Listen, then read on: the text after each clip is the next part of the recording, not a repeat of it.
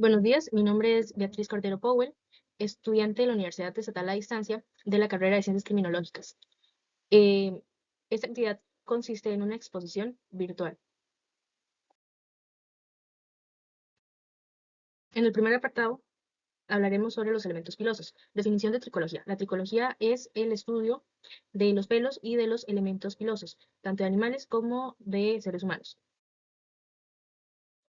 Diferencias. El pelo es el que es proveniente del cuerpo del animal. En cambio, el elemento piloso es el que proviene del cuerpo humano como vellos y cabellos en diferentes partes.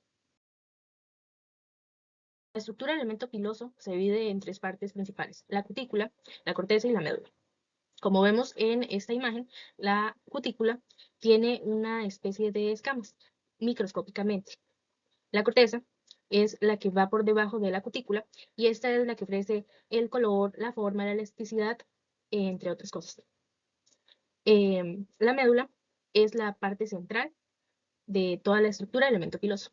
A veces puede estar presente y a veces no. ¿Cuál es la importancia de la tricología en el campo forense? Bueno, cuando hablamos de la importancia, esta es indispensable para el análisis y comparación de las muestras dubitadas e indubitadas. Y la vinculación ayuda con la vinculación e identificación de posibles personas o sospechosos que estuvieron en la escena del crimen. ¿Cuál es el equipo básico y materiales para el rastreo y el levantamiento de indicios de elementos pilosos? El equipo básico es trajes desechables, doble par de guantes, cubrebocas, lentes de seguridad, cubre zapatos y cubre cabeza si no lo tuviera el traje desechable. Los materiales para este tipo de rastreo y recolección son la luz rasante, la cual se coloca sobre la superficie, pinzas de punta de goma para evitar dañar la muestra, y sobres de papel. ¿Qué son las muestras cuestionadas o dubitadas? Estas muestras son las que se ponen en duda, ya que no se conoce el origen de dicha muestra. O sea, están en el lugar de los hechos, pero necesitan ser comparados con muestras indubitadas para conocer si es necesario para la investigación criminal o no. Cuando hablamos de las muestras patrón, son las muestras indubitadas, las cuales se extraen de un individuo y se conoce el origen de estas. Es para un análisis completo de la muestra de tricológica de cada persona en 5 áreas diferentes de la cabeza. Para la recolección se necesita un traje de bioseguridad para evitar contaminantes y alteraciones, ¿verdad? Tener en cuenta que el cabello se debe recolectar si este tiene un crecimiento superior a 2 centímetros. El levantamiento de las muestras se hace justamente con las manos, ejerciendo presión y jalando el cuero cabelludo para obtener dicha muestra. Jamás se debe cortar. Existen varias zonas, como ya decía anteriormente, las cuales son frontal, temporal, parietal, coronal y occipital. De estas se recolectan de cada zona 20 cabellos. En cambio, en la zona pública se debe recolectar entre 25 a 30 muestras para finalmente abrir la cadena de custodia. Existen 3 tipos de resultados para el análisis de tricología, los cuales son de descarte, no inclusivo e inclusivo. Las de descarte es cuando las características vistas desde un microscopio son muy distintas en tanto forma, color y médula, si es que la tiene, ¿verdad? Los no conclusivos es cuando no se tiene, no se llega a interpretar si es de descarte o de inclusión. La única forma de realizar un análisis de ADN es si es necesario para el caso criminal y si el fiscal lo aprueba. El de inclusión es que sus características vistas desde un microscopio son completamente iguales. En el análisis de ADN tricología se encuentran dos, el nuclear y el mitocondrial. El nuclear es completamente único, en cambio el mitocondrial lo pueden tener todos los hermanos porque en este el material genético se obtiene del origen materno. En el nuclear se necesita la raíz para su análisis, ya que este contiene células epiteliales, en cambio el mitocondrial no necesita la raíz para su comparación.